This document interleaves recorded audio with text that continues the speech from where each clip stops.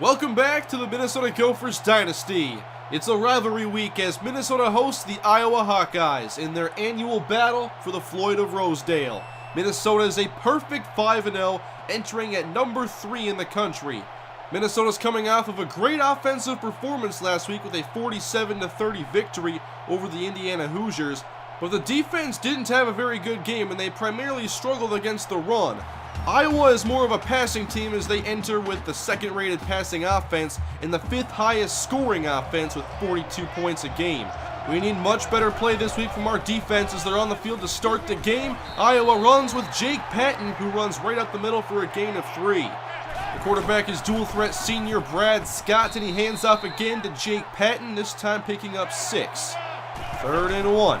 Running again, Patton 3rd time in a row, and he barely converts. 2-yard gain. Following the conversion, Iowa goes empty.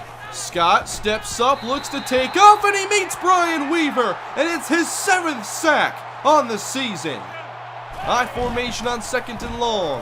Off play action, Scott over the middle, and Fuller can't bring it in. Hit by Corey Boyd.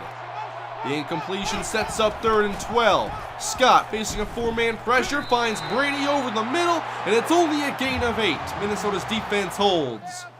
I'm excited to see how our offense follows up their big 604-yard performance last week. On 1st and 10, we go backwards. Pierre loses 2. He had the big breakout game last week with 183 yards on the ground. Now McKenzie's first throw connects with Vincent Smith. It's 17 yards and a 1st down.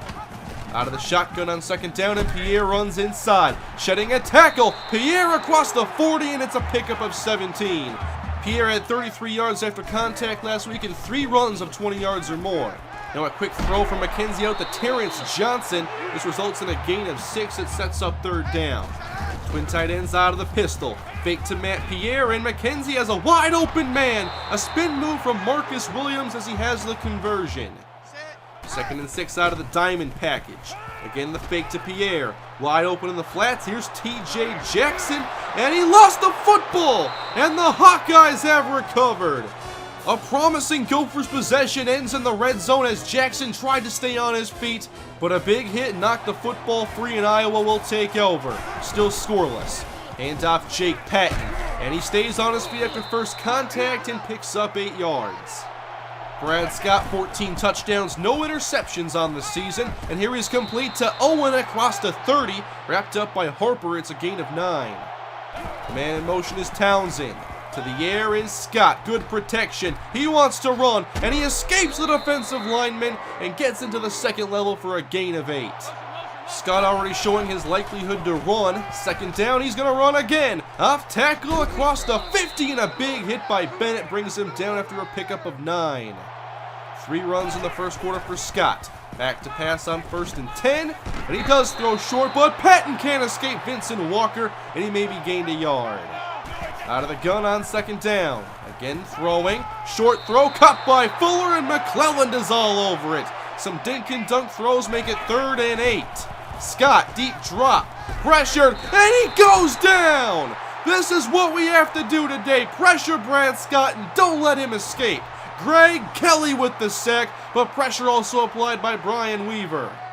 We're almost out of the 1st quarter with no score. 3 wide set, then a play action. McKenzie spun down and thrown to the ground. Sack for a loss of 5. 2nd and 15. Now a screen. T.J. Jackson across the 20 and wrapped up after a gain of 10. 3rd and manageable upcoming.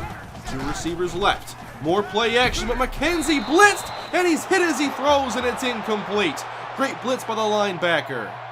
Very good field position here for Iowa as they run a counter from the shotgun as Patton is hit by Calvin Hall and gets about 6.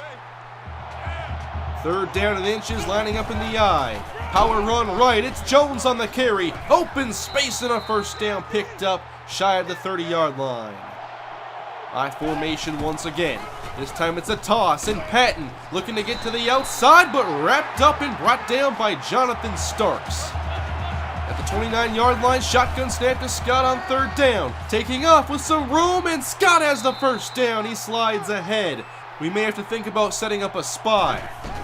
Out of the eye, they run it again. Patton up the gut, but a great tackle by Corey Boyd. It's a gain of 5. Iowa with a very heavy running emphasis. Scott turns, hands off to Reggie Jones, who slips a tackle and comes up inches shy of the first down. Single back set on 3rd and inches. They run it with Patton up the middle, and he converts. Iowa now inside the 5-yard line. 12 runs already for Patton. He's the deep back out of the eye. Patton running left. Big block on the outside, and Patton goes in easy. The fullback laid out Calvin Hall, and that sprung Patton for the 4-yard touchdown. All Iowa has wanted to do so far is run, and they've run their way to a 7-0 lead. Minnesota ball, and they'll open with the run as T.J. Jackson is hit hard after a short gain.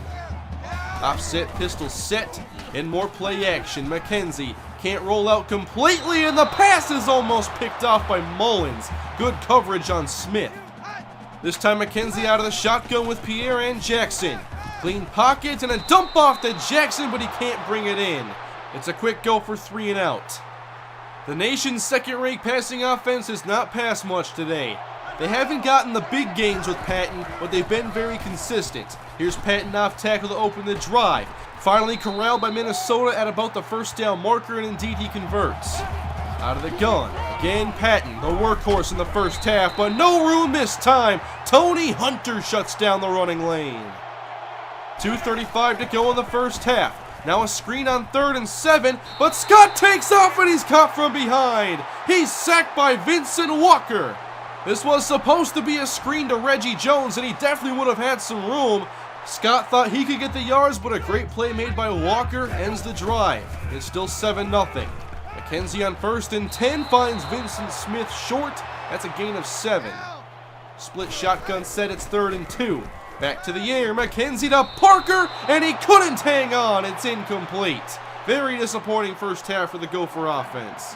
Iowa gets it back, and they have plenty of time, plus all 3 timeouts. Dropping back is Scott. He steps up, and down he goes. Once again, a sack for Brian Weaver. Timeout, Iowa. It was only a loss of 1, but it made Iowa use a timeout. Now Scott again running, shook 1 tackle, and he picks up maybe 3. We're doing a good job of limiting Scott when he takes off. 3rd and 8, another screen. This time it's thrown, caught by Patton, and he's brought down by Harper, and he came up short, just by inches. Iowa sends out their punting unit. Kick is away, 40 seconds on the clock, and here's Brandon Jones from the 15. Broken tackle. Now Jones up the middle, and a gain of 13 yards. We'll see if Minnesota can do anything with this. Parker and Johnson out of the wideouts. McKenzie facing pressure is sacked. It's a loss of 6 as Iowa's defense has had a great first half. Trips right for the Gophers on 3rd and 16.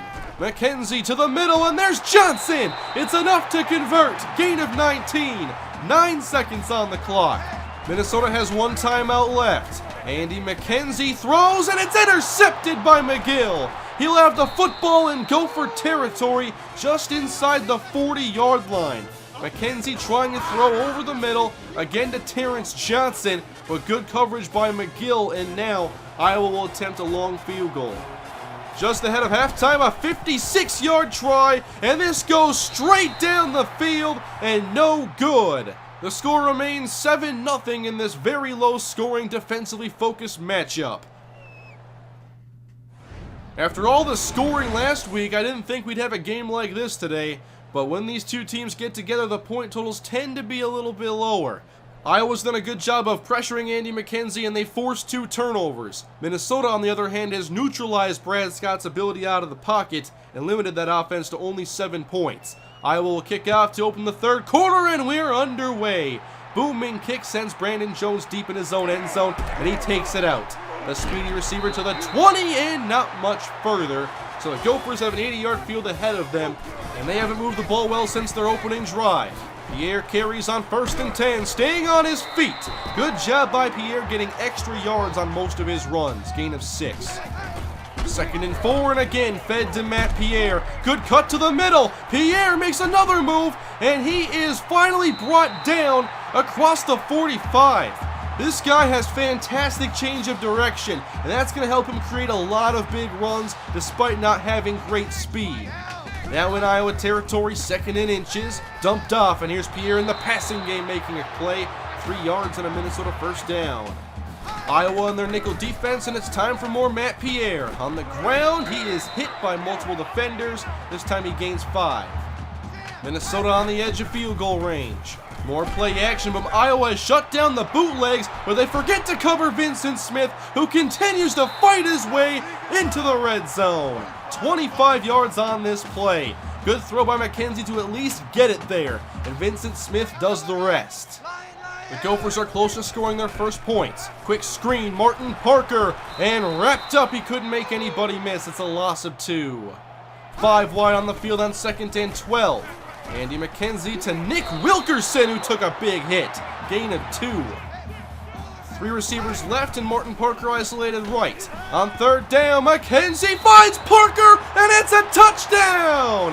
That'll tie the game if it stands! Good ball placement by McKenzie as Parker made his outside cut, and it looks to me like he was in. This will be a booth review to confirm it. Watch that right foot. Down, and whoa! He got both feet down.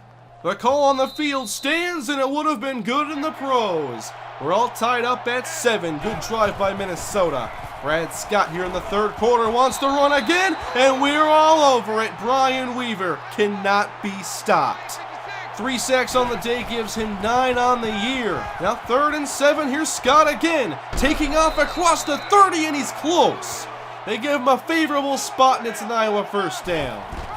New set of downs, and Patton carries, but runs straight into Brian Weaver, who can rush the passer and stop the run. The Gophers rush 4 on 2nd down. Scott again takes off, and again he's sacked. Now it's Jason Harper. That sack forces a 3rd and 11. Scott drops back, and he throws outside, but Brady just drops it. He may have had the first down had he caught it, but instead Iowa is forced to punt. 3 minutes and 20 seconds to go in the 3rd. And it's McKenzie on a keeper, and he'll take the contact, and he's brought down at the 35. 2 receivers right on 2nd and 3. McKenzie to the middle, and Parker has another one go through his hands. That's his 2nd drop on the day. He tried to make a one-handed catch, but he could have definitely used both hands. Here next to McKenzie on 3rd down. Pressure, and McKenzie will go down. That's the 2nd sack on the day for Anthony Jenkins. Both defenses have gotten after the opposing quarterback. Now it's Patton on a carry, and he runs into Walker. This is a loss of 1. Iowa goes to the 3-wide shotgun on 3rd and 11. Time for Scott as he airs it out, and there's Fuller. Good, accurate throw for a 19-yard connection. This time Iowa wants the screen. Weaver saw that quickly, but Jones is able to evade him, and he picks up 4 on his way to the 40. Out of the gun again, it's 3rd and 6. Draw to Patton, and Minnesota's all over it. Nicely done by Vincent Walker. He's one of the guys who has to play well if we're going to play more consistently against the run, and he's had a good day. Iowa looking to break the tie on a 58-yard try. Kick on the way, a lot of leg, and it banks in off the right upright, and it's good. Iowa leads by 3. 3rd quarter is winding down. Here's the kickoff to Brandon Jones. From 6 yards deep, he'll take it out. Running straight up the middle, and it looks to break to the outside as he shook one tackle and breaks another to the outside, and now out of bounds after a 40-yard return. The 4th quarter nears, and Minnesota goes to a 2 tight end set. Play fake, and McKenzie rolls. Wide open downfield, and Smith gets some help from Williams before a big hit lays him out after a 25-yard catch and run. With Smith taking a breather, the motion man is Lucas Hill. Handoff Pierre up the middle, and no gain on the play. The 4th quarter begins with Minnesota at the Iowa 41. 2nd and 10, here's a blitz. McKenzie taking a shot deep, and Johnson can't bring it in. Johnson got a hand on it, but a good play by the safety who had tight coverage down the field. This has been a very tough defense. Now it's 3rd and 10. McKenzie scans the field, fires, and Johnson lays out for the big first down catch. It's time for our playmakers to step up. 1st and 10 inside the 25. A counter for TJ Jackson. With some room, Jackson's able to pick up about 8 yards. Minnesota goes 3 wide. The tight end is Vincent Smith, and he helps lead the way. Jackson running, trying to break outside, but a group of Hawkeyes brings him down after a gain of 5. 2 receivers on the right side on 2nd and 5. Pressured, and McKenzie won't escape. Still, the pressure is an issue as Andy McKenzie loses 6 yards. 4 receivers on 3rd and 11. Andy McKenzie will look to run, and he is hit in the pocket and dropped again. 2 sacks in a row, this time by Peoples. Shane Wood is called on to tie the game. 33-yard try from right hash splits the uprights. It's 10 apiece. This game has been competitive all day. It's going to be a fun finish. Once again taking off is Brad Scott, but he doesn't get much. Maybe a gain of 1. The tight end motions right. Dropping back on 2nd down, and again running is Scott, but he's cut from behind by Harper. It's a gain of 3. Can Minnesota's defense get off the field? 3rd and 5. Scott throws short to Patton, and Jonathan Starks brings him down. The Gophers are able to force 4th down, but now can they take the lead? 1st and 10, Minnesota from their own 22-yard line. Again running, it's Matt Pierre off tackle, and he's brought down at about the 25. It's a pickup of 4.